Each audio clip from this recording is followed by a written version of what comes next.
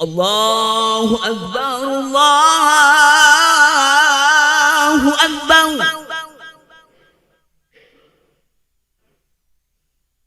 Allahu Akbar,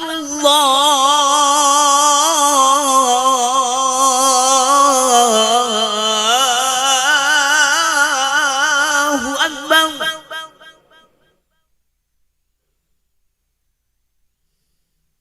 Asyhadu an la ilaha illallah.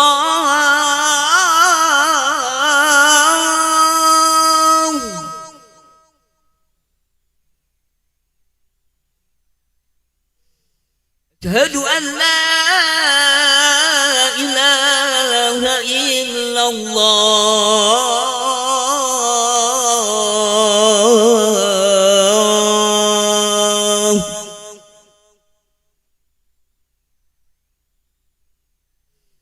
Asyhadu anna Muhammadar Rasulullah.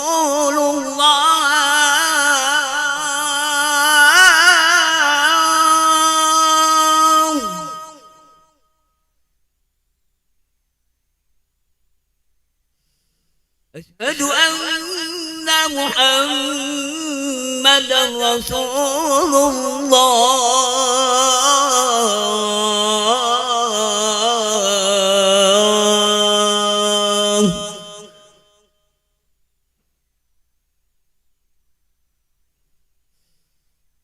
Hayya 'alas salah.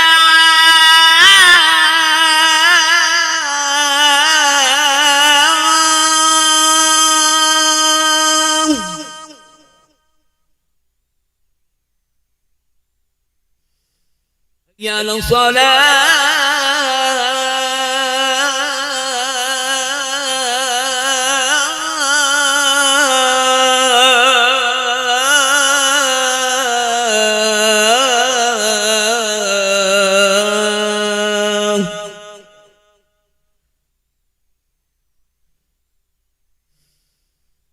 Hayya 'alal falah.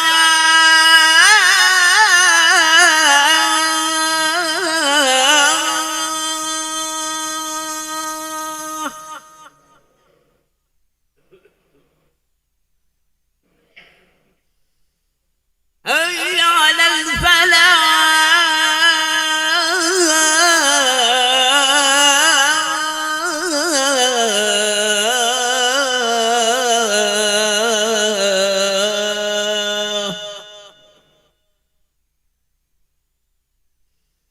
Allahu Akbar,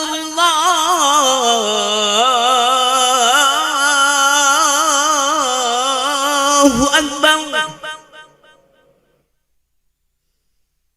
La ilaha illallah.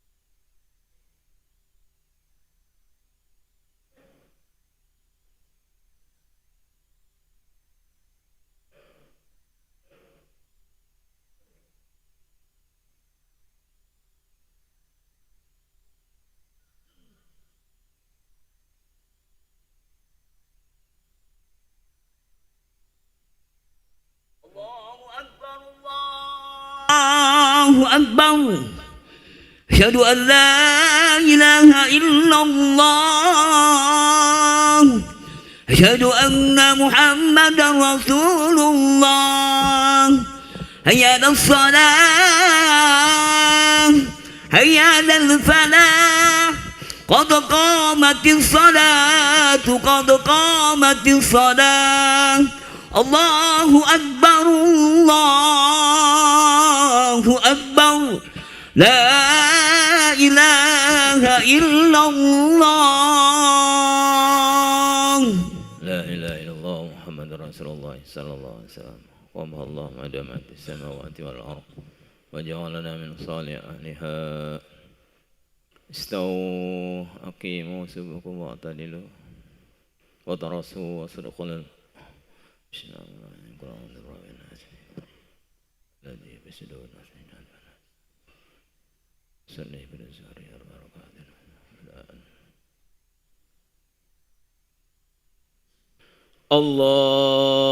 الله أكبر الله أكبر كبيرا والحمد لله كثيرا إني وجهت وجه الذي في السماء إن صلاتي أسكر لا شيء ولا بدل بسم الله الرحمن الرحيم إياك نعبد وإياك نستعين صراط الذين أنعمت عليهم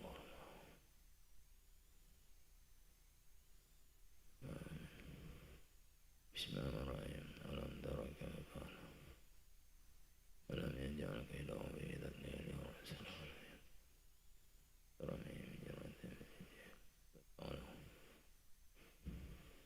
بسم الله الرحمن الرحيم إلى بقريش إلى بهم فليعبدوا رب هذا البيت الذي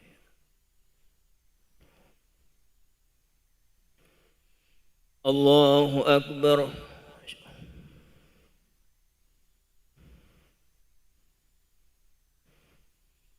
سمع الله لمن حمده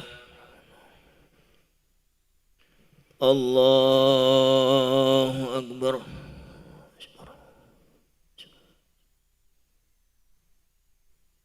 الله أكبر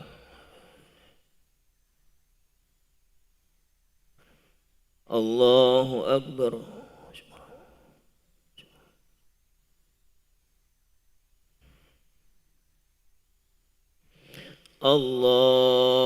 الله أكبر بسم الله الرحمن الرحيم الحمد لله إياك نعبد وإياك نستعين صراط الذين أنعمت عليهم آمين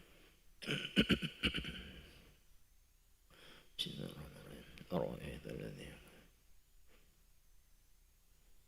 ويل للمصلين الذين هم يراءون بسم الله الرحمن الرحيم وصل الله أكبر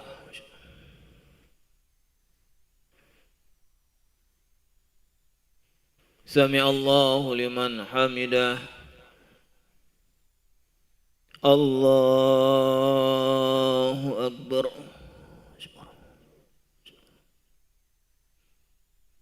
الله أكبر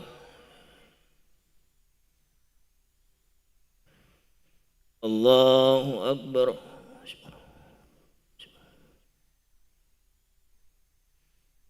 الله أكبر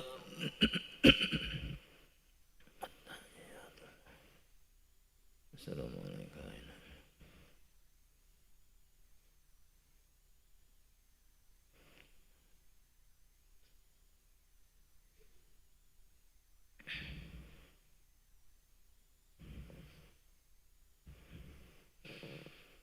الله أكبر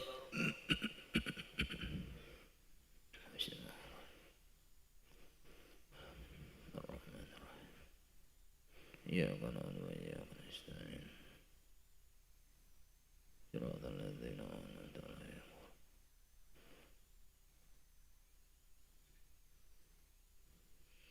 الله أكبر.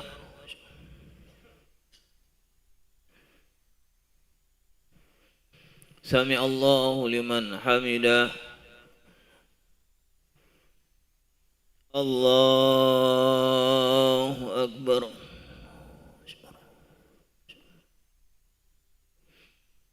الله أكبر.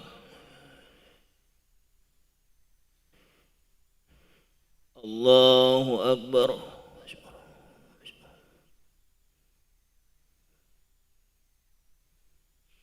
الله أكبر.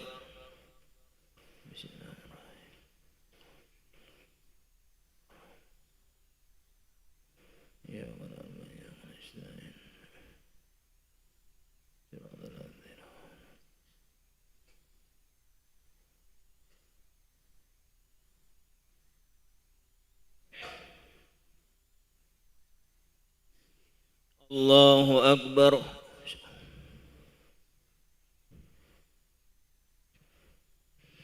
سمع الله لمن حمده. الله أكبر.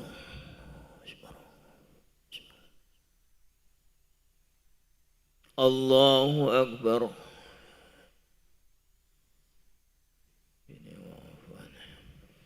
الله أكبر.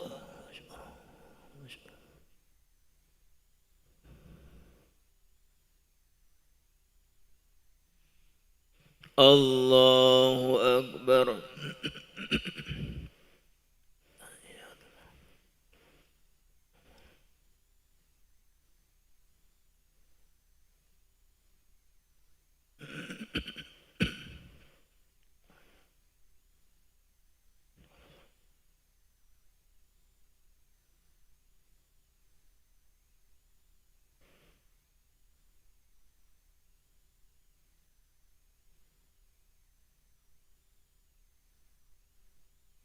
Assalamualaikum warahmatullahi. Assalamualaikum warahmatullahi. Alhamdulillah.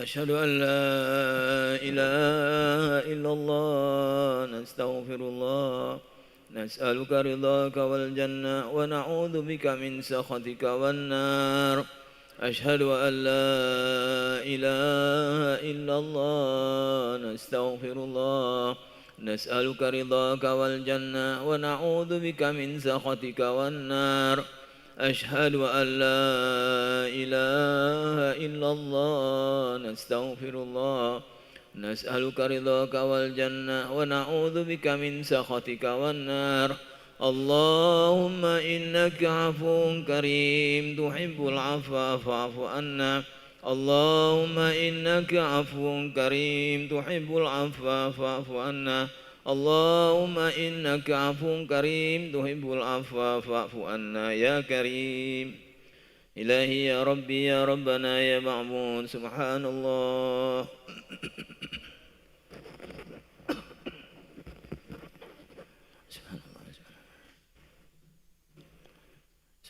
سبحان الله سبحان الله سبحان الله سبحان الله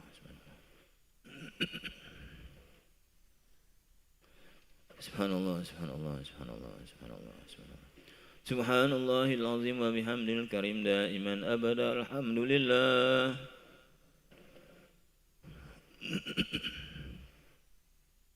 الحمد لله الحمد لله الحمد لله الحمد لله الحمد لله الحمد لله الحمد لله الحمد لله الحمد لله الحمد لله الحمد لله رب العالمين على كل حال وفي كل حال وبنعمة الله أكبر الله أكبر الله أكبر الله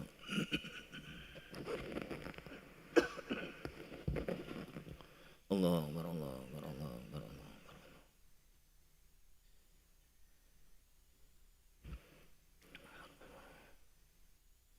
الله أكبر الله أكبر الله الله أكبر كبيرا والحمد لله كثيرا سبحان الله بكرة وأصيلا لا إله إلا الله وحده لا شريك له له الملك وله الحمد يميت وهو على كل شيء قدير ولا حول ولا قوة إلا بالله العظيم نستغفر الله العظيم أعوذ بالله من الشيطان الرجيم بسم الله الرحمن الرحيم الحمد لله رب العالمين حمدا شاكرين حمدا نائمين حمدا يوافي نعمه ويكافئ مزيده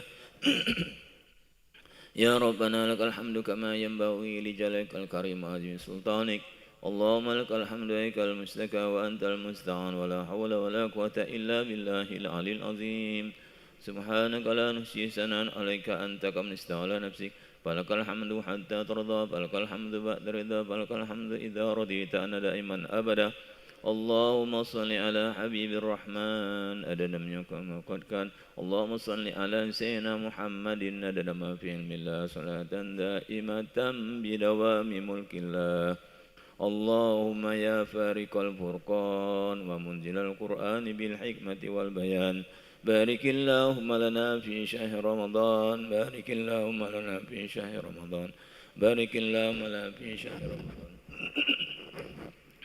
اللهم إنا على ذكرك وشكرك وحسن عبادتك اللهم جملنا بالعافية والسلامة وقنا بالتقوى والاستقامة وأعذنا من موجبات الندامة إنك سميع الدعاء اللهم أحسن عاقبتنا في الأمور كلها وأجرنا من خزي الدنيا وعذاب الآخرة اللهم أجرنا من النار السالمين وادخلنا الجنة بسلام آمنين وقنا شر الظالمين فانصرنا على القوم الكافرين يا مجيب برحمتك يا أرحم الراحمين اللهم اغفر لنا ولوالدينا ولأولادنا ولإخواننا والمشايخ وأصحابنا ولأحبابنا ولمن أحسن إلينا وللمؤمنين والمؤمنات والمسلمين والمسلمات الأحياء منهم والأموات برحمتك يا أرحم الراحمين ربنا تقبل منا إنك أنت السميع العليم وتب علينا إنك أنت التواب الرحيم ربنا آتنا من لدنك رحمة وهيئ لنا من أمرنا رشدا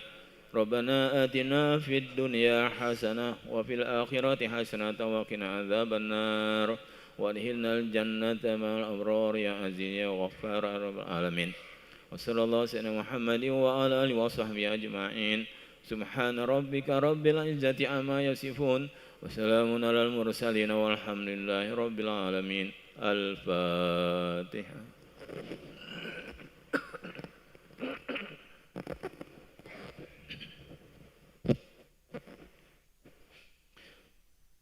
آمين آمين اغفر لنا ذنوبنا أجمعين دعواهم فيها سبحان الله فيها سلام وآخر دعواهم أن الحمد لله رب العالمين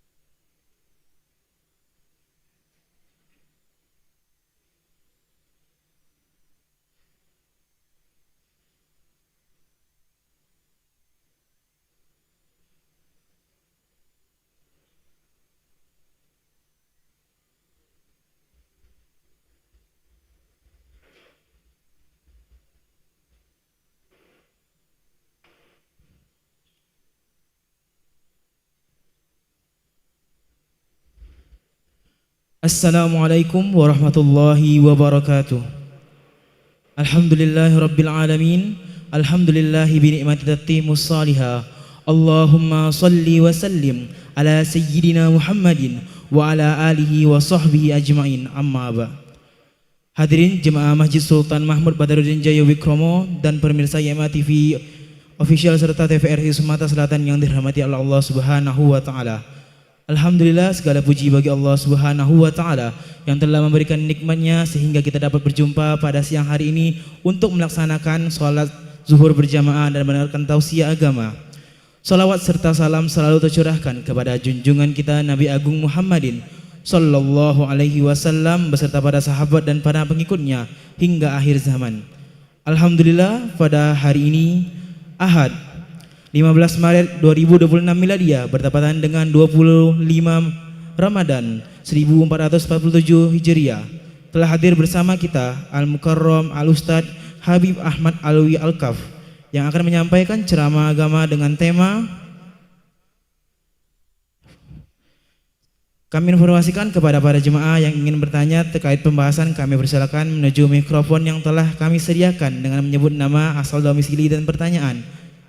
Baiklah, sebelum mulai acara kita pada hari ini, marilah kita awali dengan membaca umul kitab suratul Fatihah.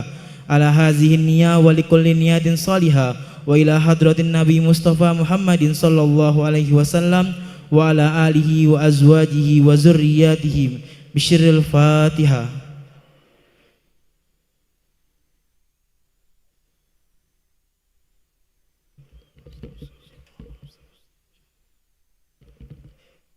Kami menghimbau kepada para jemaah yang belum memasang niat itikafnya agar memasang niat itikafnya, dan bagi barang bawaan jemaah agar dijaga masing-masing atau dititipkan pada tempat yang telah kami sediakan. Hadirin jemaah Masjid Sultan Mahmud Badaruddin Jaya Wikromo dan pemirsa YMA TV serta TVRI Sumatera Selatan dimanapun Anda berada.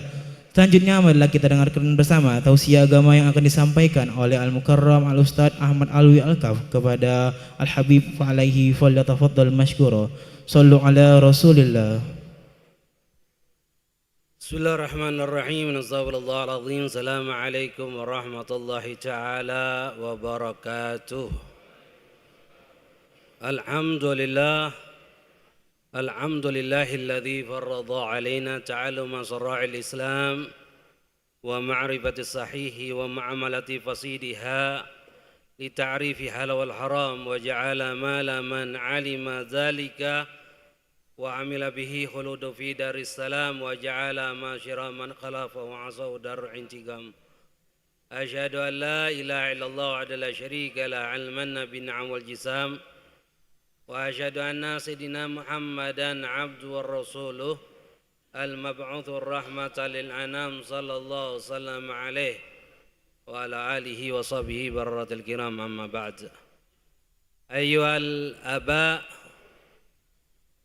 والإخوان المستمعين حاضرين رحمنا ورحمكم الله. الحمد لله ثم الحمد لله.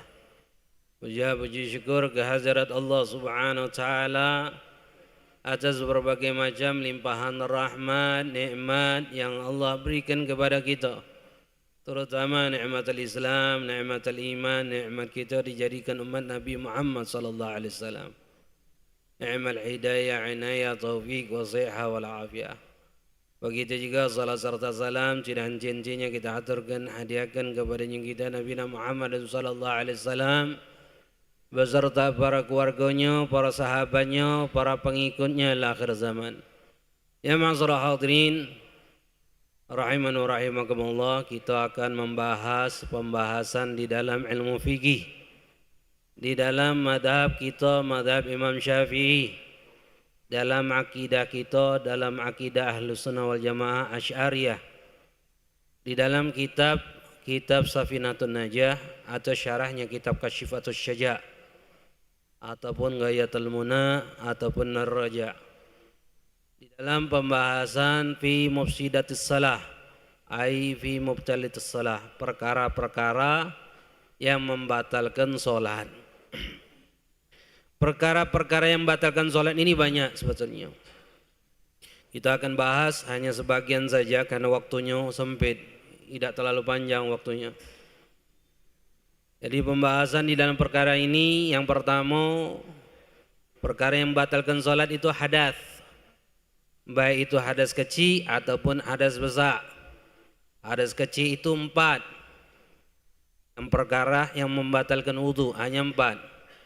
Yang pertama, keluarnya sesuatu dari kemaluan. Yang kedua adalah hilangnya akal dengan tidur atau selain tidur, kecuali tidur duduk. Jadi kalau kita tidur duduk, mencari Jumat, mencari sekarang duduk, tidur misalnya, batal tak wudunya? Tidak batal. Hadas tak? Tidak hadas. Katakan. Asal tidurnya duduk, mantap. Pantatnya mantap. Katakan. Ngapa tidak batal kata ulama? Karena tidak memungkinkan kita kentut. Katakan. Cobalah duduk pangsilo nih. Kentut baca tak? Baca, pasti nak nyari celah dulu dikit. Ngangkat dikit baru baca kentut. Katakan. Itu yang ini. Yang ketiga adalah bersentuhan lanang betina yang bukan mahramnya. Yang bukan mahramnya. Senggolan sama betina yang bukan mahram. Senggolan kulit. Kalau rambut, kuku, gigi tidak batal. Yang bukan mahramnya. Bini kita mahram kan? Bini mahram kan? Bini mahram kan? Bukan. Bini itu orang lain. Orang lain yang dihalalkan dengan pernikahan. Jadi senggolan sama bini batal tak? Batal dalam mazhab kita Syafi'i. Berbeda di luar mazhab Syafi'i, macam-macam pendapat. Katakan. Tapi kita yang bermazhab Syafi'i, senggolan sama bini batal. Sengaja tak sengaja batal. Lalu yang keempat, menyentuh kemaluan menggunakan telapak tangan. Kemaluan ini zakarnya farji, kemaluan depan perempuan atau dobornya jadi megang pantat tidak batal. Nyenggol langsung. Ini batal. Kalau Jenny tidak batal. Katakan. Itu 4 perkara yang membatalkan hadas. Hadas kecil dinamakan. Kalau hadas besar ada berapa? Ada 5. Yang pertama, keluarnya mani. Yang kedua, jima. Yang ketiga, haid. Yang keempat, nifas. Yang kelima, melahirkan.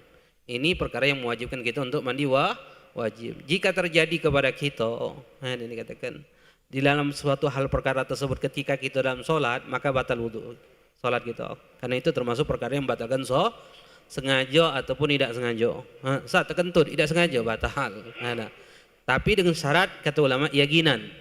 Harus yakin batalnya itu. Kalau dzan Ustaz, cak ada yang keluar, batal tak solat kita? Cak ada yang keluar Ustaz, cak. Selagi cak itu batal tak? Tidak. Kenapa pecah-pecah? Artinya dzan. Ini katakan. Kenapa? Karena memang di kemaluan kita tu ada syaitan yang ganggu kita bikin was-was. Memang ada syaitan di kemaluan yang bikin kita was-was. Ini katakan. Nama syaitannya apa? Siapa nama syaitannya? Walhan. Hati-hati ngejuk nama anak Walhan. Cak kerennya, cak bagusnya. Tak tahu nama syaitan. Ini katakan. Ini dikatakan lama. Haruzan. Makanya kata Rasulullah sallallahu alaihi wasallam, "Idza fasa ahadukum bis salati falyansarif wal yatawadda wal yu'id salatuhu." Jika kentut salah satu di antara kalian di dalam salat kalian, maka berpalinglah kalian, kemudian wudu, ulangi lagi salat kalian. Ini katakan, ini hadas. Ini katakan, batal wudu kita. Kecuali kata ulama, kecuali 2 perkara.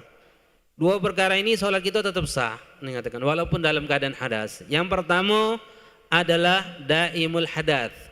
Daimul hadas ini siapa? Wong yang terus menerus dalam keadaan hadas. Masalah contoh kalau lanang besek, netes kencingnya, kerannya rusak sudah. Katakan ada penyakit ini, besek, netes. Cak mana Ustaz solatnya Ustaz? Anak nih netes terus Ustaz solatnya. Ini daimul hadas kata ulama. Ini beda hukumnya nanti. Wudunya beda. Wudunya itu harus syaratnya sudah masuk waktu solat dulu baru baca wudu dia. Jadi kalau sudah masuk waktu sholat apa yang harus dilakukan? Cebok, singkirkan yang terkena najis. Sudah masuk waktu sholat dulu syaratnya. Sudah singkirkan yang terkena najis, niat wudu. Wudunya tidak niat biasa, nawaitul wudu lillahi ta'ala, tidak. Harus ada kalimat istibahah kata ulama di antaranya. Niatnya macam mana? Nawaitul wudu listibahati fardhis shalah. Niatku wudu untuk diperbolehkan sholat wajib. Kemudian sebelumnya itu setelah cebok itu tampal dulu. Tampal dulu, sumbat dulu. Dengan tisu apa segala macam. Ini katakan sumbat. Ini katakan habis wudu dengan niat tersebut, kemudian setelah wudu cepat-cepat sholat, harus mualah, harus terus menerus kata ulama. Terus menerus. Artinya harus langsung sholat, tak boleh kelakar dulu, tak boleh yang lain dulu, langsung sholat. Nah, ketika wudu, ketika sholat, ketika berjalan ke sholat atau ketika sholat masih keluar netes kencingnya tersebut, sah sholatnya. Ini katakan. Kaget asar ulang lagi, maghrib ulang lagi, isya ulang lagi itu. Itu namanya daimul hadas. Kalau perempuan contohnya apa? Istihadhah, keluar darah, bukan di waktu haid, bukan di waktu nifas, namanya istihadhah. Ini pahami juga, penting. Bab ini penting, yang tidak penting karena kata-kata betina itu ngalaminya istihadhah itu. Istihadhah itu apa? Keluar darah bukan di waktu haid, bukan di waktu nifas. Kita lanang wajib tak belajar? Wajib kita belajar. Kenapa? Karena ada bini kita yang harus kita ajari, ada anak gadis kita yang harus kita belajari, ada dulu kita yang harus kita ajari, ada ibu kita yang harus kita ajari. Karena sekarang ini banyak nian betina tak faham tentang bab haid dan nifas ini, atau lagi terlebih istihadhah. Siapa yang tanggung jawab? Kita. Karena kita ini adalah wong yang akan bertanggung jawab di hadapan Allah nantinya. Wong yang pertama kali yang akan nuntut kita sebelum wong lain adalah bini sama anak kita. Jadi kalau kita tidak becus ngurus bini kita dengan anak kita, tanggung jawab nanti di akhirat. Mereka itu akan nuntut kepada Allah, khud haqqana minhu ya Rabb. Ambillah hak kami ni ya Allah kepada dia ya Allah. Dia lalai. Ini katakan. Makanya lemak kan jadi betina tu. Betina tu lemak kan. Maksiat kita yang tanggung jawab. Dia maksiat, kita yang tanggung jawab. Makanya jadi betina jangan galak ceria sama lakinya, walaupun lakinya ngesak di hati. Ngapa kaget jadi tameng dia didengar kau kaget di hadapan Allah kaget. Ini katakan. Dia baca nuntut lakinya kaget di hadapan. Kalau dah kati laki dah baca lagi tamengnya. Ini katakan. Ugi dia. Ini katakan. Paham? Jadi kita wajib belajar tentang bab haid, bab nifas, bab istihadhah ini. Kenapa? Kalau seandainya betina ni istihadhah, keluar darah bukan di waktu haid dan waktu nifas. Nah, ini harus kita fahami. Harus faham tentang istihadhah itu. Apa yang harus dilakukan? Wajib dah sholat? Wajib sholat dia sama seperti seorang muslim yang sehat, muslimah yang sehat. Wajib sholat. Cak mana sholatnya Ustaz? Cebok dulu, masuk waktu sholat dulu syaratnya. Sudah masuk waktu sholat, cebok. Setelah cebok, tampil. Habis tampil, kemudian wudu cepat-cepat. Wudunya seperti tadi, niatnya nawaitul wudu listibahati fardhus shalah. Niat wudu untuk diperbolehkan sholat wajib. Setelah wudu cepat-cepat sholat. Kalau lagi wudu ketika sholat keluar lagi darahnya, sah sholatnya? Sah sholatnya. Ulang lagi. Dan istihadhah itu sering terjadi. Umumnya kalau perempuan itu KB, istihadhah biasanya darah haidnya tidak teratur. Kemudian kegemuan atau sakit, dikatakan stres, itu pemicu-pemicu keluar darah haid yang tidak teratur, keluar darahnya tidak teratur. Ketika keluar dari batasan syariat, batasan waktu yang ditentukan agama, maka itu dinamakan istihadhah dan wajib bagi dia untuk sholat. Ini kecuali kata ulama, sahnya sholat wong hadas, walaupun dalam sahnya wong sholat dalam keadaan adat. Yang kedua, sahnya sholat dalam keadaan hadas ini contohnya adalah faqidut tahurain. Wong yang tidak memungkinkan untuk wudhu dan tayamum, tidak memungkinkan mandi wajib dan tayamum. Masalah apa? Terkapar di rumah sakit, sakit dunia. Wong yang terkapar di rumah sakit, sakit dan dia tidak baca apa-apa di pojok kasur dia, tapi dia masih sadar, wajib sholat. Allah dalam masalah itu. Allah ikhwan, kalau ada keluarga kita, bahkan kita dewek na'udzubillah tsumma na'udzubillah, terkena sakit yang luar biasa, Allah sholat, jangan ditinggalkan. Wabil khusus wong yang sakit. Kenapa? Karena kata ulama, sakit itu alamatul maut, tanda-tanda wong mati. Sakit itu salah satu tanda wong mati.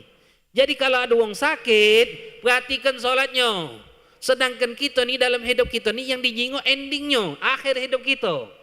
Mati dalam keadaan baik atau mati dalam keadaan buruk. Kalau lagi sholat, lagi sakit, lesu nak sholat, nak lah sholat, aku ni sakit, kaget. Oh Allah, kalau dia mati dia dalam keadaan tarikus sholat, mati dia dalam keadaan ninggalkan sholat. Karena sholat itu ada standarnya, akal, selagi ada akal wajib sholat. Cak mana Ustaz, tak baca wudu Ustaz, tayamum. Ustaz junub dia ni haid, suci dari haidnya, cak mana Ustaz, mandi wajib. Tidak baca Ustaz, tayamum. Ustaz tak baca juga Ustaz, dia ni di ICU, dia ni di ruangan Ustaz. Dia sadar tapi tak baca apa-apa lagi, Ustaz terkapar Ustaz. Ni katakan, wajib tak? Wajib solat. Cak mana Ustaz? Solatlah semampu dia. Ini katakan. Tidak baca wudu, tidak baca tayamum, wajib tetap sholat. Namanya apa? Faqidut tohuren. Wong yang tidak baca mempunyai dua kesucian. Tidak baca suci dengan mandi wajib atau wudu, tidak baca mandi dengan suci dengan tayamum. Tetap wajib sholat, ikhwan. Bukan berarti kaget bela. Tidak, wajib sholat. Sholatnya itu lihurmatil waqt, untuk menghormati waktu sholat. Kalau dia seandainya dia sehat, wajib qadha. Wajib i'adah ulangi. Kalau sampai dengan ajalnya, isqatul wujub, lepas kewajiban dia tentang perintah sholat. Makanya ikhwan ingatkan, jika masuk waktu sholat, ada sikok di antara dua perkara yang wajib kita lakukan. Wajib hukumnya. Jika masuk waktu sholat, ada sikok di antara dua perkara yang wajib kita lakukan. Yang pertama apa? Langsung wajib kita lakukan sholat tersebut. Masuk waktu zuhur, wajib sholat langsung. Wajib. Kalau tidak, wajib azam niat. Harus niat. Niat untuk melakukan sholat itu dewe. Azam niat. Misalnya ada gawe gitu. Kagak belah. Tidur dulu anak. Ngantuk niat. Azam niat untuk lakukan sholat. Jika kita belum meninggal melakukan sholat kemudian meninggal, lepas iskatul wujub. Lepas kewajiban sholat. Tapi kalau tidak kati niat, tidak ada keinginan untuk sholat, masuk waktu sholat, tidak ada keinginan untuk sholat, tidak azam, tidak ada niat untuk melakukan sholat, mati dia dalam keadaan tarikus sholat, meninggalkan sholat, mati dalam keadaan maksiat kepada Allah. Na'udzubillah, thumma na'udzubillah. Ingatkan ikhwan itu.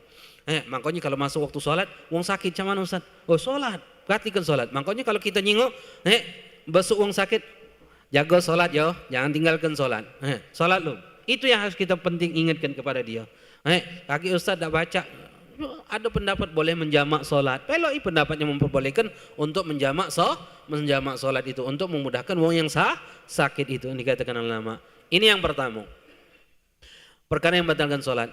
Yang kedua, wugu'in najasah illam turga halam min ghairi hamlin. Kejatuhan najis, ini juga penting ikhwan.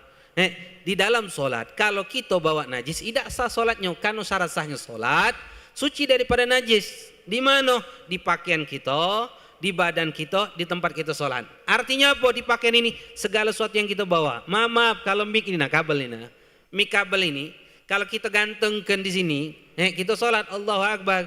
Kemudian kabel ini menyentuh dengan tai cicak. Artinya kita ini membawa sesuatu yang suci yang berhubungan dengan najis. Batal sholat kita. Karena syarat sahnya sholat, jangan sampai bersentuhan dengan najis. Apalagi ketika sholat kejatuhan najis gitu. Ini penting. Dan penting juga untuk pahami mana yang suci, mana yang najis. Di dalam bab sholat ini banyak orang tak paham tentang najis itu apa be. Sedangkan najis itu sudah ditentukan dalam syariat. Apa be yang ditentukan hukumnya najis itu. Nah kita pahami. Nah terkadang najis ini ada yang dimaafkan, ada yang dimaafkan dalam syariat, ada yang tidak dimaafkan dalam syariat di dalam bab sholat. Belum lagi di dalam bab air itu beda nantinya. Di dalam bab sholat itu najis yang dimaafkan dalam syariat itu contohnya apa? Darah kata ulama. Ustaz kan darah kan najis. Iya, cak mana Ustaz? Anak ini berdarah habis jampak Ustaz. Masuk waktu sholat, wajib tak sholat? Wajib sholat. Terus cak mana luka ini Ustaz, darah ini Ustaz? Tidak apa, sah sholatnya. Kenapa? Darahnya maafu, dimaafkan dalam syariat. Ini katakan.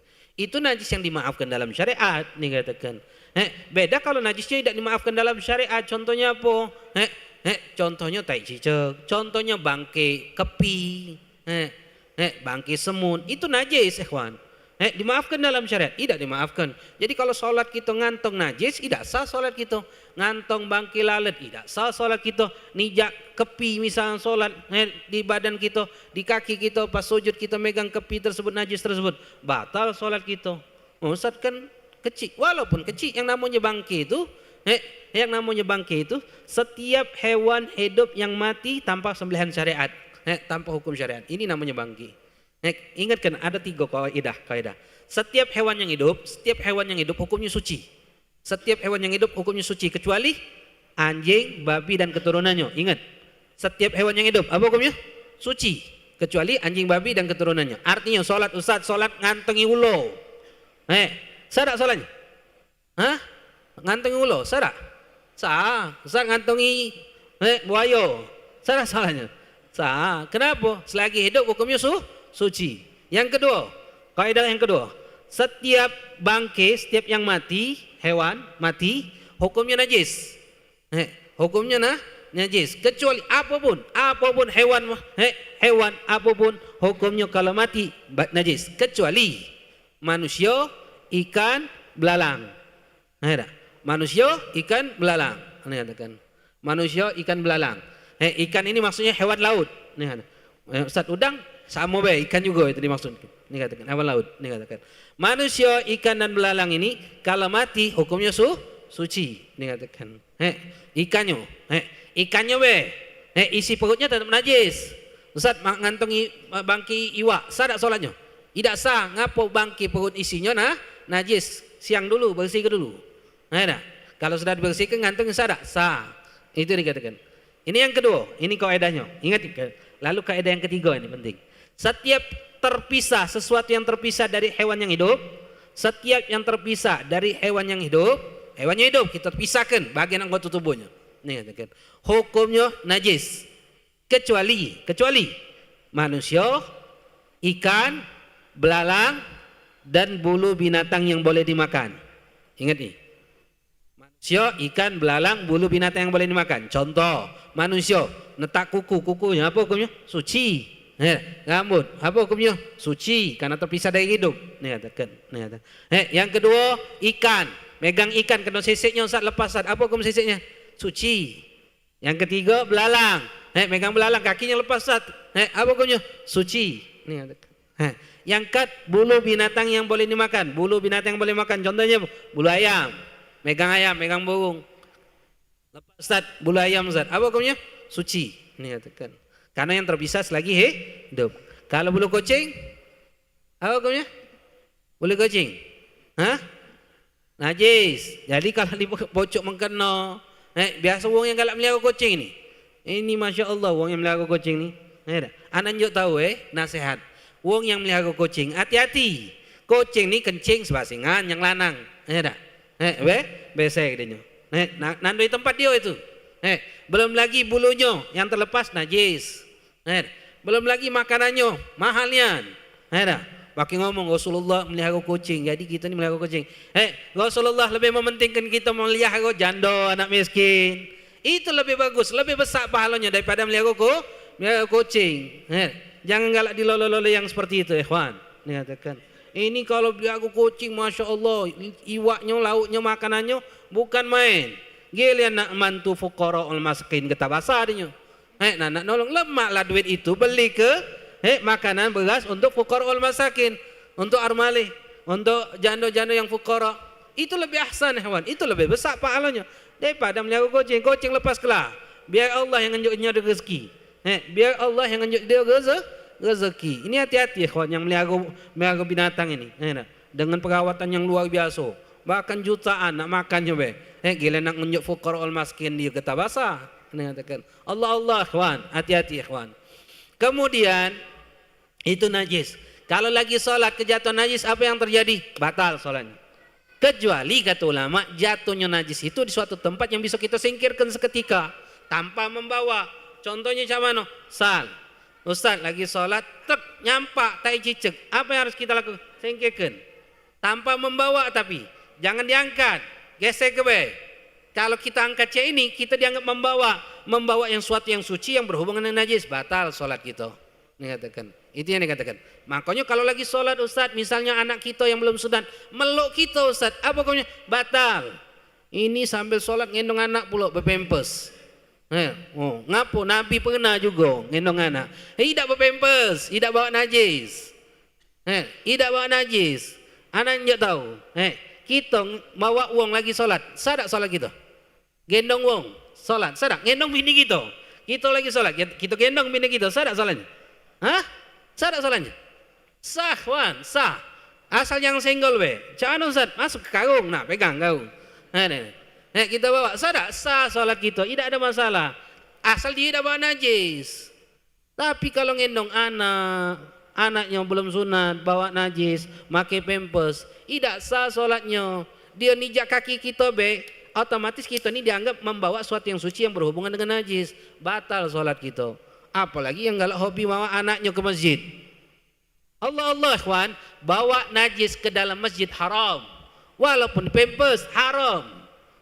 Walaupun pempes haram. Jika pempes itu najis kita bawa ke masjid haram. Sama bawa bungkusan tai. Kita bungkus plastik kita bawa ke masjid. Apa hukumnya? Haram. Kenapa? Karena membawa najis ke dalam masjid. Ini wanti-wanti bagi wong yang galak bawa anaknya.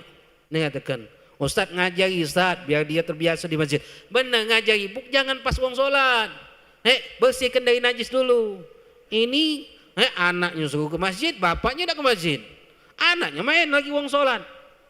Ini ikhwan hati-hati, haram kalau dia nganggu wong solat. Siapa yang diharamkan? Walinya.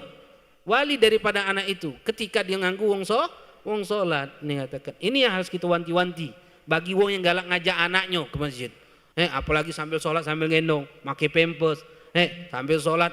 Kalau dia belum pacak solat, dia samping kita soft, mutuskan soft itu. Mutuskan soft. Ulama berbeda pendapat hukum wong yang memutuskan soft itu. Sebagian ulama mengatakan makruh, tapi ada juga pendapat mengatakan minal kabair, dosa besar. Dosa besar. Ini katakan. Ada sebagian itu. Walaupun mayoritas mengatakan makruh. Ini katakan. Wanti-wanti ikhwan. Kalau dia belum baca sholat, jangan kita suruh sholat, kaget. Kalau wongnya kalem anak kita, masya Allah kalem Ustaz, suruh duduk belakang, duduk mantep. Iya tak apa, suruh belakang. Ini katakan. Ini dah anaknya suruhnya sholat, sedangkan anaknya masya Allah. Hiperaktif di dalam masjid, anak ini dia nganggung sholat, bapaknya di rumah. Tidak sholat di masjid. Allah kawan, hati-hati nih di dalam masalah ini. Ini katakan. Karena jika dia bawa najis, hukumnya haram bawa najis ke masjid. Jangan bawa najis ke masjid. Talwith, mengotori masjid ini dengan sesuatu yang suci lagi berdosa. Contohnya misalnya kita bawa batu es, gelas, es nih, gelas es. Kan basah, kita bawa sini tempel ke basah-basah, kita lapkan di sejadah, ini haram hukumnya. Talwith, ngotori masjid walaupun dengan sesuatu yang suci. Walaupun dengan sesuatu yang suci, haram ikhwan. Masjid ini Baitullah, rumahnya Allah. Kita kewajiban untuk menjaga masjid. Bahkan kalau ada najis, ada tai cicak, kita nyingok. Jangan cicak tak tahu kita. Ini bukan urusan aku, ada pengurus masjid. Terus sudah digaji. Tidak, wajib bagi kita jika kita nyingok ada najis, wajib bagi kita untuk bersihkan najis itu. Tak baca kita cecak tak tahu, berdosa gitu. Karena ini masjid. Makanya kata ulama hati-hati. Kalau lagi sholat kita kesentuhan najis atau membawa najis, batal sholat kita. Ini katakan. Kemudian yang ketiga adalah inkisyaful aurah. Terbukanya aurat di dalam sholat. Termasuk perkara yang membatalkan sholat, kalau lagi sholat terbuka aurat kita. Nah ini penting untuk kita fahami masalah aurat. Aurat ini definisinya, penjelasannya di dalam sholat dan di luar sholat itu beda. Kalau di dalam sholat definisi aurat sesuatu yang wajib untuk kita tutup. Artinya jika terbuka kelihatan atau tidak kelihatan batal sholatnya. Itu di dalam sholat. Itu di dalam sholat aurat. Di luar sholat mayyajibu syatru wa yuhram nadhru, sesuatu yang wajib ditutup dan diharamkan untuk dilihat. Selagi tertutup tidak terlihat dia sudah dianggap menutup aurat. Contoh, ini kamar mandi, kita duduk di sini, ada orang masuk kamar mandi, dapat kenyebek tidak kunci, lalu godil hajat dia buka celana. Berdosa tak dia buka celana itu? Tidak berdosa. Kenapa? Karena dia dianggap sudah menutup aurat. Selagi tidak tertutup, tidak kejinguan, dia sudah dianggap menutup aurat. Itu di luar sholat. Tapi dalam sholat sesuatu yang wajib ditutup, artinya jika terbuka kelihatan atau tidak kelihatan batal.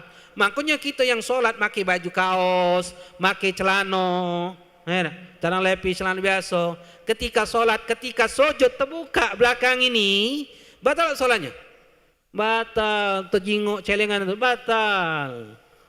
Batal ikhwan. Dan yang jadi masalahnya kita yang nyingok dia ni batal, wajib kita tunjuk tahu. Cecak dah, diam tidak wajib kita tunjuk tahu. Jadi masalah tak buat kita? Jadi masalah buat kita. Kadang wong ni yang tunjuk tahu senang. Oh ya makasih Ustaz. Ada yang mengut dia nyo. No, cak nak ngajak bercakaran. Ni katakan. Padahal wajib mencegah dia tunjuk tahu dia. Kenapa? Tidak sah solatnya. Jadi masalah. Makanya kalau nyingok-nyingok cek itu berlarilah gitu. Carilah tempat lain. Biar tidak terjingok. Biar tidak jadi masalah. Tidak jadi masalah. Kalau terjingok wajib kita tunjuk tahu. Wajib. Siapapun yang kita jingok kalau sholatnya tidak benar, wajib kita tunjuk tahu. Wajib kita tunjuk tahu. Wajib dalam hukum syariat. Jadi kalau auratnya terbuka, wajib kita tunjuk tahu. Batal. Kan tidak terjingok. bukan tidak terjengok dengan kau. Di dalam aurat, di dalam sholat itu sesuatu yang wajib ditutup. Jika terbuka, kelihatan atau tidak kelihatan, batal sholat kau. Batal sholat kau. Misalnya ada wong sholat di kamar, dewean, gelap, pakai celana pendek, di pojok lututnya, dikatakan sah tak sholatnya? Tidak terjengok Ustaz, gelap ni Ustaz. Anak dewek lagi tidak terjengok. Tetap tidak sah. Ngapa tidak sah? Karena syarat sahnya sholat menutup aurat. Dan perkara yang membatalkan sholat itu terbuka aurat kau. Jika terbuka, maka batal sholat kau. Mengatakan. Dan aurat dalam sholat ini, ikhwan, dari pojok dan dari samping, bukan dari bawah.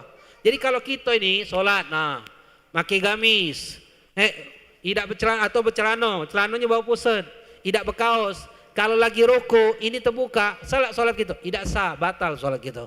Kenapa? Aurat di dalam sholat itu dari atas dan dari samping, bukan dari bawah. Artinya dari bawah macam mana Ustaz? Kalau kita pakai sewet, pakai sewet kita nih, sholat digegang, digegang, jingoan deh pocok, jingoan ponjen wong, pocok tu, batal sholatnya? Tidak batal. Kenapa tidak batal? Karena aurat di dalam sholat itu dari atas dan dari samping, bukan dari bawah. Itu di dalam sholat. Jadi hati-hati nih kantong, baju nih, kalau pakai kemeja, jangan dibuka, apalagi bercelana, kata-kata celana kita bawa pusat galau. Ada celana pocok pusat? Celana jojon pocok pusat itu. Celana gitu kata-kata dibawa pusat, makanya pakai sewet, pocok pusat. Yang penting bagi lanang pusat sampai lutut. Yang penting lanang itu pusat sampai lutut. Itu bagi lanang. Ustaz, ada wong pakai celana jojon, pucuk pusat, bawa lutut, sholat dia tidak berbaju Ustaz. Sah tak sholatnya?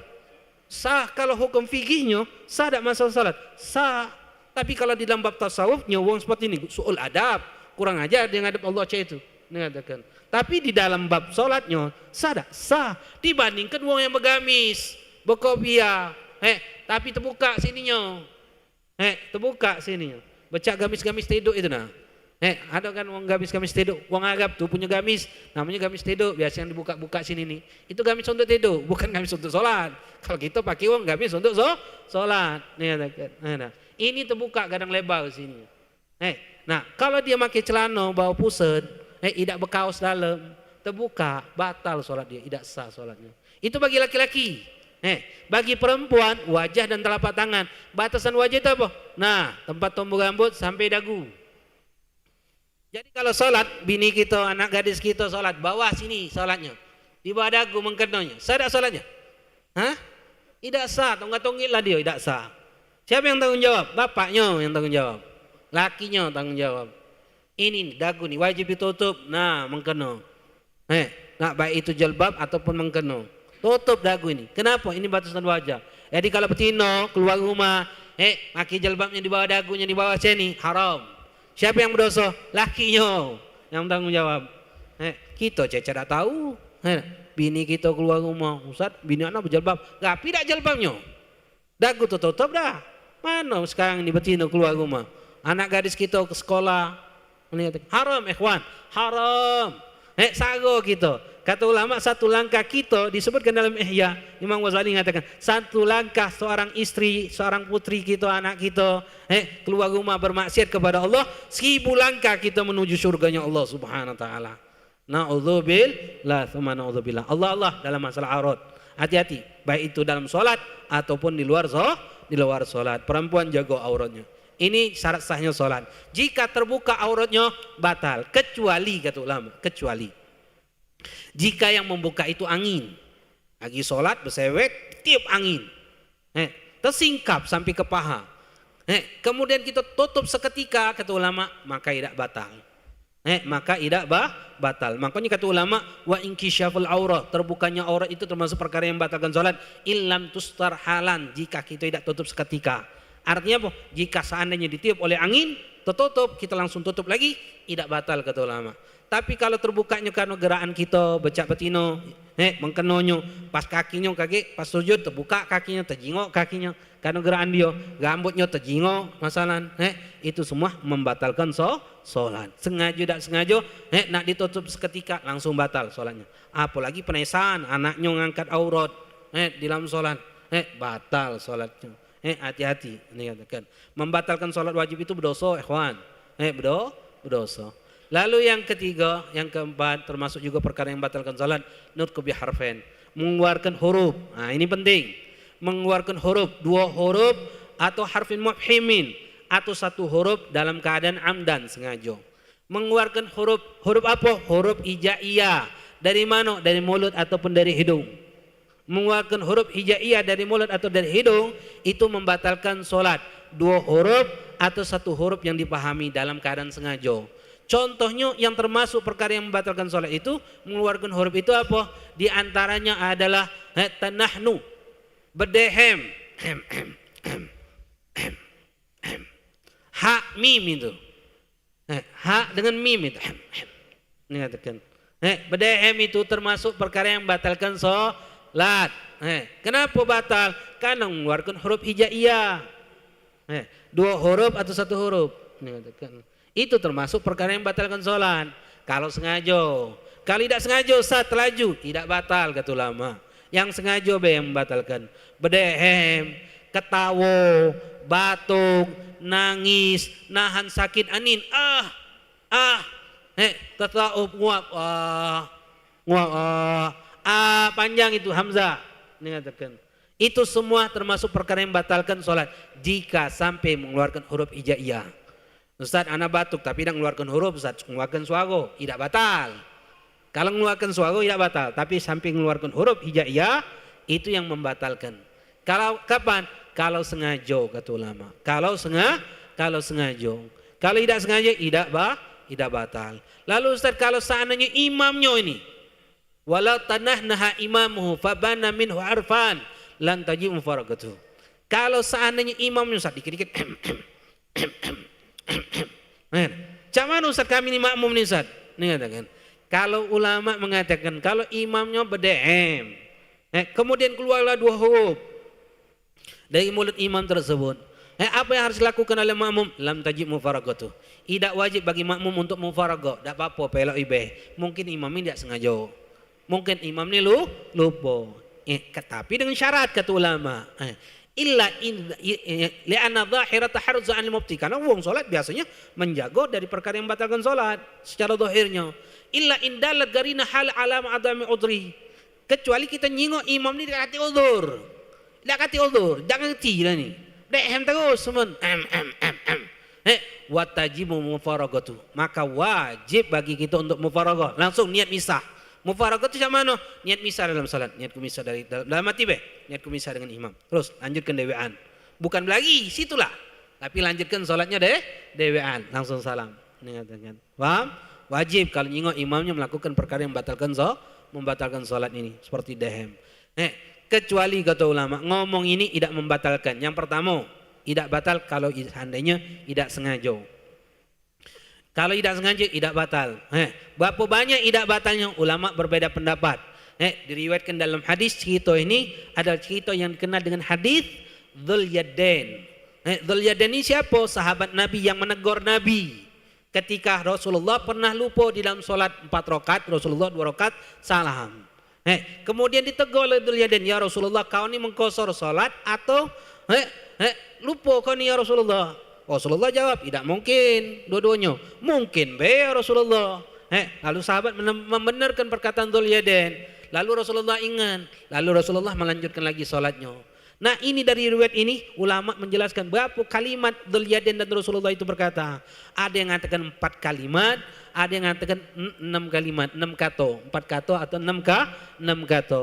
Nah, ulama di sini mengatakan kalau kita ngomong 6 kata atau 4 kata itu tidak membatalkan salat kalau tidak sengaja. Contohnya macam mana? Lagi salat. Nyingok tikus lewat. Tikus lata. Batal tak? Tidak batal. Tidak batal. Ngapa? Tidak sengaja. Ini yang pertama. Kalau dilakukan tidak sengaja. Yang kedua kata ulama, tidak membatalkan ini kapan? Jika yang diucapkan itu adalah doa. Doa, ini katakan. Kalau doa ini tidak batal tapi dengan 2 syarat. Yang pertama harus menggunakan bahasa Arab. Yang kedua tidak ada kaful khitab, kaf pembicaraan di situ di dalam doa tersebut. Contohnya kawan ini bersin. Kalau orang bersin sunnah hak muslim ini, hak muslim terhadap muslim. Kalau dia bersin, dia mengucapkan apa? Yarhamukallah, semoga Allah merahmati kau. Itu hak muslim ikhwan, sunnah. Makanya kalau orang bersin asyim, dia mengucapkan alhamdulillah, ucapkan yarhamukallah. Ulama mengatakan kapan kita ucapkan yarhamukallah ini? Imam Nawawi mengatakan kalau dia mengucapkan alhamdulillah. Jadi kalau dia tidak mengucapkan alhamdulillah, suruh alhamdulillah. Alhamdulillah, alhamdulillah. Baru kita ucapkan yarhamukallah. Balas lagi. Yang bersin itu doakan lagi, yahdikallah waslih balakum. Semoga Allah memberikan hidayah kepada engkau dan memperbagus hati kau. Ini hak muslim. Nah kalau lagi solat cak mana Ustaz? Sunnah dah ucapkan. Kalau kita solat sunnah kita ucapkan alhamdulillah. Lalu kita yang dengar ni doakan tak? Tidak boleh doakan, batal solat kita. Yarhamukallah. Kenapa ada kaful khitab, kaf pembicaraan? Kecuali kaf ini kepada Allah dan Rasulnya. Jadi cak mana Ustaz kalau nak doakan dia? Jangan ada kaful khitab. Contohnya yarhamuhullah. Semoga Allah merahmatinya. Itu yang tidak membatalkan. Kalau kaf ini kepada Allah, as'aluka, atau kepada Nabi, assalamualaikum ya Rasulullah, alaika, kanya kepada Nabi, itu tidak membatalkan kata ulama. Ini doa tidak membatalkan. Yang ketiga juga kata ulama yang termasuk tidak membatalkan itu apa kata ulama? Di antara zikir, subhanallah, alhamdulillah, wa la ilaha illallah, itu juga tidak batal. Tapi dengan syarat, niatnya zikir. Kalau niatnya iklan, ngenjuk tahu batal. Contohnya apa? Imam salah, Ustaz, imam salah. Makmum, subhanallah, subhanallah. Jika dengan niat ngenjuk tahu imam, subhanallah ini batal solatnya. Paham? Harus dengan niat dzikir, harus dengan niat dzikir. Ini katakan, harus dengan niat dzikir. Subhanallah. Tidak batal, tapi kalau ngenjuk tahu itu membatalkan solat. Ini di antara perkara-perkara yang membatalkan solat, dan banyak lagi hal-hal perkara-perkara yang membatalkan solat karena waktunya sedikit. Hanya ini saja yang bisa disampaikan. Wallahu a'lam bishawab. Ada yang tanyakan dalam bahasa ini?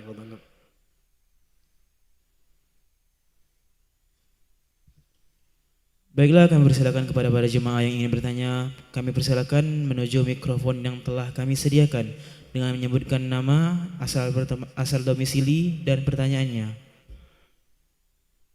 Ya.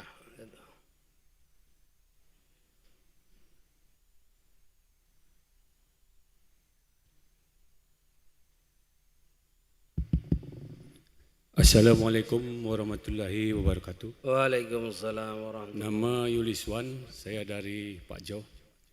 Yang ingin saya tanyakan pertama Ustadz, perkara yang membatalkan solat. Umpamanya tadi Ustadz mengatakan kalau kita bersenggolan dengan istri atau orang lain, itu batal solatnya. Bagaimana seperti orang yang sedang tawaf? Ya. Nah, tawaf itu begitu tahu putaran ketujuh, tahu-tahu tersenggol oleh orang lain. Yang pertama, bagaimana cara? Yang kedua, itu masalah najis. Najis itu umpamanya Ustadz, tadi Ustadz mengatakan teh cicak, kalau dia disorban itu tersenggol batal. Nah sekarang dia bukan bukan di sorban, tapi di gamis, itu kita. Umpamanya tai burung, seperti di Masjidil Haram itu tai burung kadang-kadang Ustadz. Itu. Yang ketiga terakhir, saya pernah melihat Ustadz, itu ada orang sholat makmum mendahului imam. Mendahului imam. Itu saya saksikan di depan saya. Nah saya mungkin bertanya bagaimana hukumnya. Itu sholatnya sholat sunat Ustadz. Ya, sholat sunat itu di Masjidil Haram. Ulangi, di Madinah Ustadz. Dia sholat taraweh. Di situ tarawehnya Ustadz 2, 5, 10. Witirnya 2, 1. Nah, makmum tadi mendahului imam. Nah itu yang saya tanyakan. Hanya 3. Terima kasih Ustadz. Jadi ada 3 pertanyaan. Yang pertama tentang masalah apa tadi? Senggolan. Ya, bawaan puasa ini. Yang pertama senggolan sama tino. Dalam mazhab kita Syafi'i, senggolan sama tino batal. Batal. Tapi di luar mazhab kita seperti Maliki mengatakan senggolan sama betina itu tidak batal. Ustaz, boleh tak kita melok Ustaz becak di Mekah, kita nak tawaf Ustaz, sahur Ustaz, kalau kita melok Syafi'i Ustaz, nak wuduk sahur Ustaz. Boleh tak kita melok Maliki ni? Boleh, tapi dengan syarat. Namanya taklid. Boleh tak? Boleh, dengan syarat kita harus melok sepaketan. Wuduknya juga melok di dalam mazhab Maliki. Wuduknya melok dalam mazhab Maliki. Mazhab Maliki ini wudunya beda dengan Syafi'i. Ada dua perbedaannya. Apa perbedaan dua itu? Yang pertama, kalau Maliki itu wajib dalek, wajib menggosok. Jadi anggota wudhu itu wajib digosok. Oh, digosok galau. Oh, ini wajib digosok ini. Tidak baca siam-siam tidak baca. Kalau Syafi'i sigambe cukup. Tapi kalau Maliki wajib digosok. Ini yang pertama. Yang kedua, Maliki itu wajib mencuci seluruh rambut. Itu Maliki. Kalau Syafi'i senggol sedikit be cukup. Kalau Maliki wajib mencuci seluruh rambut. Kalau kita sudah wudhunya melok Maliki, maka ikutin pendapat membatalkan wudhunya melok Maliki. Paham? Tidak baca Ustaz kita melok, kalau kita seandainya melok Syafi'i be Ustaz wudhunya, terus melok pendapat Maliki, tidak baca. Itu namanya talfik nantinya. Mempercampur adukan madhab, hukumnya haram. Contoh ada wong wudhu Syafi'i, senggolan melok Maliki yang mengatakan tidak batal. Kemudian dia sholat atau dia tawaf. Pertanyaannya, menurut Syafi'i sah tak sholat dia? Sah tak? Tidak. Kenapa? Karena senggolan sama betino. Menurut Maliki sah tak sholat dia? Tidak sah juga. Kenapa? Karena wudhunya tidak sah. Jadi melek siapa yang seperti ini? Setan. Inilah yang dikatakan talfik dalam hukum usul fikih. Haram hukumnya. Jadi kita boleh talfik melalui pendapat yang lain, tapi harus paham taklid itu. Taklid itu kita harus paham. Tidak baca main comot-comot be. Mana baca? Main comot ini, comot ini. Tidak baca. Misalnya ada wong bawa anjing masuk ke masjid nih. Ibut tak gitu? Ibut tak? Ngapa ibut? Uji kita najis. Kalau Maliki tidak najis, aku nih Maliki. Nah apa kamu? Tak baca, tak baca yang seperti itu ikhwan. Itu satu contoh ikhwan, tak baca. Itu yang harus kita pahami. Ini yang pertama. Jadi kalau nak umroh macam mana? Meloi pendapat Maliki. Kalau sago, kalau tidak sago, meloi Syafi'i. Karena kita bermadhab Syafi'i. Ini yang pertama. Lalu yang kedua masalah najis Ustaz. Tai burung misalnya. Dikatakan lagi sholat nyampak ke najis ke gamis. Macam mana Ustaz? Batal sholatnya. Itu Syafi'i. Ini Syafi'i. Maliki mengatakan setiap hewan yang boleh dimakan, kotoran hewan yang boleh dimakan, kotorannya hukumnya suci, tidak najis. Tai ayam, tai kambing, najis tidak? Tidak najis. Siapa itu?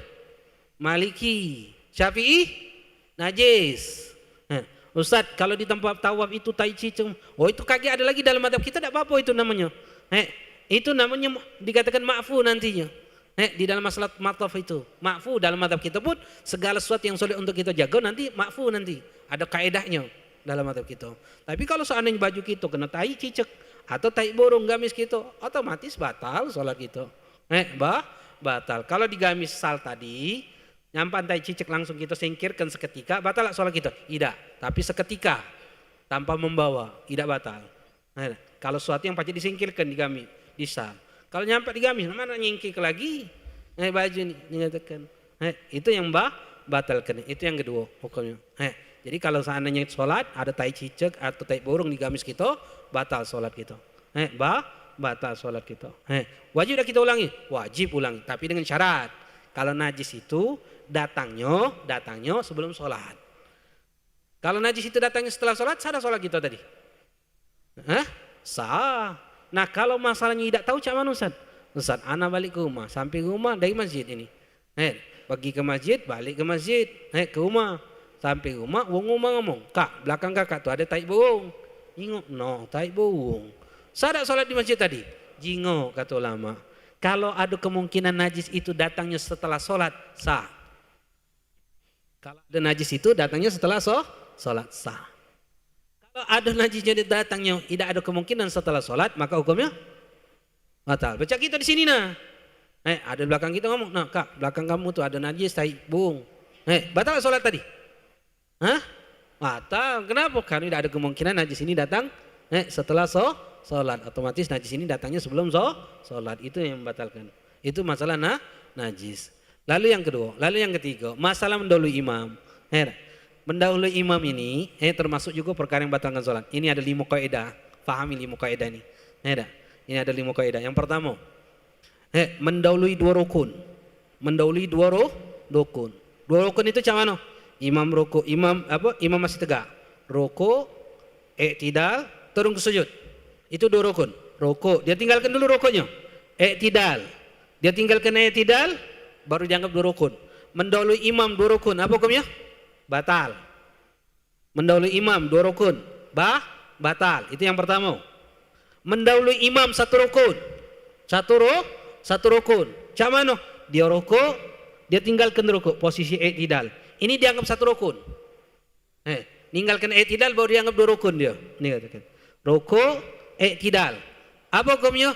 Mendahului imam haram. Batal tak solatnya? Tidak batal. Ini yang kedua.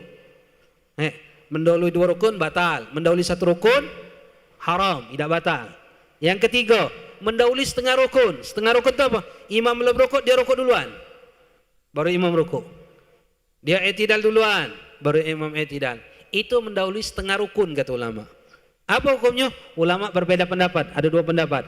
Ada yang mengatakan haram, ada yang mengatakan makruh. Paham? Ini yang ketiga. Yang keempat, membarengi imam. Membarengi imam. Rukuk bareng, i'tidal bareng, imam baca Fatihah, kita baca Fatihah. Hukumnya membarengi imam. Ada 5 hukum. Membarengi imam. Ada 5 hukum. Yang pertama, hukumnya sunnah. Kapan? Di dalam amin. Membarengi imam. Hukumnya yang pertama, sunnah. Kapan? Amin. Yang kedua, hukumnya wajib kita barengi. Kapan? Dalam Fatihah, kalau makmum tahu, kalau tidak barengi Fatihah bersama imam, bakal terlambat 2 rukun. Wajib barengi. Misal sholat tarawih, Ustaz, ana nih imam kami ngebutnya. Kami nih kalau baca Fatihah setelah imam, bakal terlambat 2 rukun. Bakal terlambat 2 rukun. Imam rukuk, imam i'tidal, imam sujud, bakal terlambat. Sedangkan kita wajib baca Fatihah. Kalau kita tahu, wajib barengi Fatihah sama imam. Wajib hukumnya. Masalah ini. Imam baca Fatihah, melok baca Fatihah juga. Biar tidak terlambat 2 rukun. Ini hukumnya wajib barengi imam. Yang ketiga, hukum membarengi imam. Hukumnya haram, batal solatnya. Kapan? Dalam takbiratul ihram. Imam takbir, Allah, melok juga, Allah. Barengi, batal. Haram dan membatalkan salat. Yang keempat, hukum membarengi imam makruh. Kapan? Dalam Fatihah, qiraah bacaan. Baik Fatihah, dalam geraan imam ruku, dalam salam, imam salam, Assalamualaikum warahmatullah. Kita melok, Assalamualaikum warahmatullah. Makruh. Itu termasuk membarengi. Sunnahnya apa? Salam imam kanan kiri baru kita salam. Paham? Itu sunnahnya. Imam kanan kiri baru kita salam. Kalau kita barengi hukumnya makruh. Yang kelima, mubah selain daripada itu. Imam baca tasbih, kita baca tasbih. Barengi. Hukumnya mubah. Selain daripada itu, hukumnya ini membarengi imam. Ana ulangi lagi. Mendahului imam 2 rukun, apa hukumnya? Batal. Mendahului 1 rukun, haram. Mendahului setengah rukun, khilaf. Ada yang mengatakan makruh, ada yang mengatakan haram. Yang keempat, membarengi imam 5 hukum. Ada sunnah, ada wajib, ada haram, ada makruh, ada mubah. Terlambat daripada imam 1 rukun. Sekarang terlambat daripada imam 1 rukun. Imam rukuk baru rukuk. Apa hukumnya? Sunnah. Sunnah. Terlambat 1 rukun. Ini terlambat. Tadi mendahului. Terlambat daripada imam setengah rukun sunnah. Terlambat daripada imam 1 rukun. Imam rukuk, imam i'tidal, baru kita rukuk. Apa hukumnya? Terlambat dari imam 1 rukun itu namanya. Apa hukumnya?